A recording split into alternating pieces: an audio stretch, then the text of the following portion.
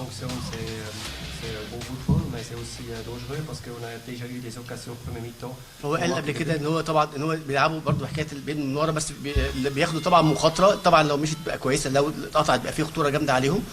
On peut mieux jouer la récupération de ballon, ça c'est sûr, mais on a quand même créé des occasions avec des erreurs qu'on a provoquées avec le pressing premier mi-temps, et à la fin on a gagné 3-0, et je pense qu'on n'a pas des discussions quelle équipe était la meilleure équipe aujourd'hui. واحنا لعبنا على النقطه دي، والشوط الاولاني حابب نرجع الكوره وعملنا خلقنا فرص وضيعنا فرص، وبعد كده احرزنا 3 أهداف، واعتقد كنا احنا الفريق الاعلى فنيا، وكان لينا السياده الفنيه في النتيجه وفي الاداء. محمد ابو علي جوه بيته. مستر فاير يعني ببارك لك في البدايه على الفوز والدوري. يمكن انا اتكلمت مع حضرتك في المؤتمر في مباراه الهلال السوداني على الكور اللي بتلعب من العمق، وشفنا النهارده وادي دجله قدر يوصل la cage de Senaoui plusieurs fois. Ils ont joué de la même façon que vous. وبالرغم ان حضرتك لعبت يعني غيرت اكتر من خطه، بدات ب 4-1-4-1 بعد كده 4-4-2. Vous avez modifié 4-1-1 puis 4-4-2. Vous avez changé plusieurs fois le système de jeu. Pourtant, vous n'avez pas pu résoudre le problème de la défense. فازاي الاهلي يتغلب على النقطه دي؟ Comment Ali peut-il résoudre le problème de la défense qui se répète plusieurs matchs? Chaque joueur qui a des vitesses, il peut faire des problèmes au niveau de la défense de l'équipe.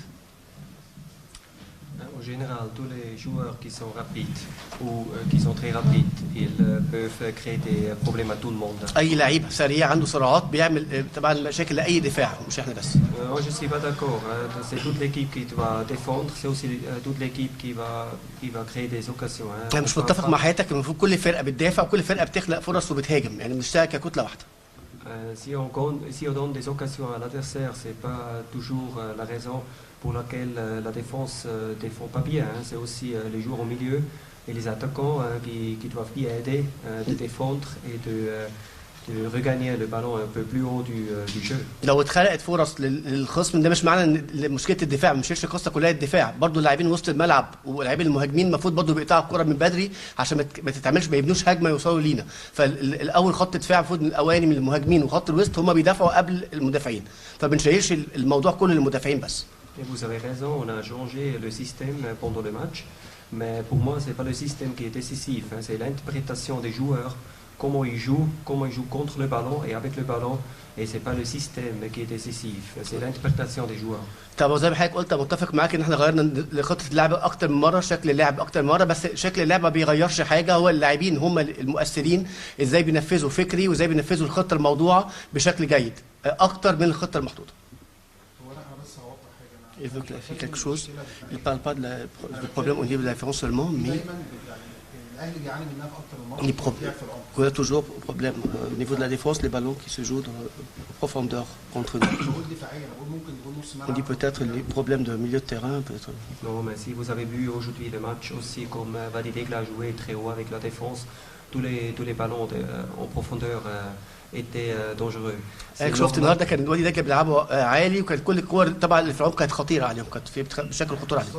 D'abord, tous les deux côtés. D'abord tout, il faut dire c'est normal. Et après, il faut aussi dire si on a des joueurs qui sont très rapides, et les Wadi Degla, ils ont aussi eu un joueur dans leur attaque qui est très très rapide.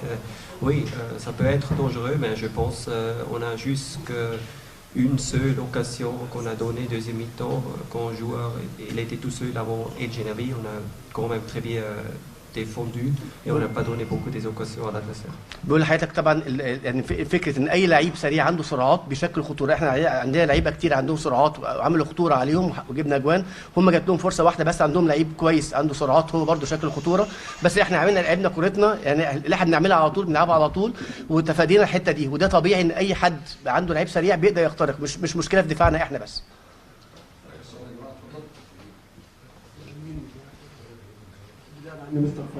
Je vais féliciter pour la victoire d'aujourd'hui. Comme ça, vous avez joué 10 matchs. Est-ce que vous avez maintenant une idée sur les joueurs que vous avez achetés au mercato, معلش نستلم السؤال ايه؟ هو وقف قدر يقف على التدعيمات اللي محتاجها الفريق الفتره الجايه. او الجزء الثاني بقى. وهل الموضوع ان في 2 لعيبه بس هو محتاج 2 لعيبه في القائمه؟ Est-ce que le fait que vous avez besoin de 2 joueurs seulement sur la liste, est-ce que c'est ou bien vous avez besoin de plus de 2 joueurs au mercato d'hiver au mois de janvier?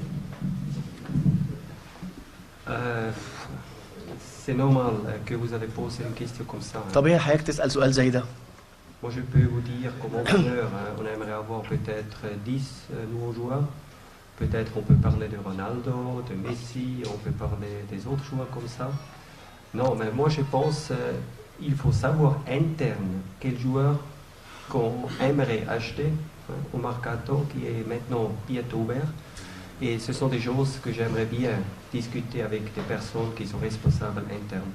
Et si on a trouvé un accord tous ensemble, on va bien communiquer ça aussi à l'extérieur. بيقول لحضرتك طب اي مدرب في الدنيا يتمنى يجيب 10 لعيبه ويجيب رونالدو ويجيب ميسي في فريقه، بس طبعا هي حاجه الفريق لايه، وحاجه الفريق ده بحب اناقشها داخليا جوه فرقتي، نتكلم نوصل للاحتياجات بتاعتنا وبناخد بيها موافقه ومن الاداره هنعلنها بشكل رسمي للصحفيين، بس لغايه دلوقتي بحب احتفظ ده داخليا جوه فرقتي. شكرا. ميرسي.